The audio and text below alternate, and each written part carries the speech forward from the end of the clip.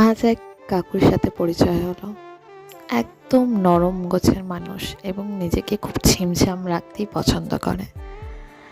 সেরকমই তার রান্না বান্না, অসাধারণ তার রান্নার স্বাদ। একদম রাস্তার ধারে ছোটোখাটো দোকান এবং তার ব্যবহার সেটাও অতুলনীয়। খুব কম প্রাইসের মধ্যে তার রান্না বান্নাগুলো রেখেছেন। আশা করছি আপনাদেরও ভালো লাগবে।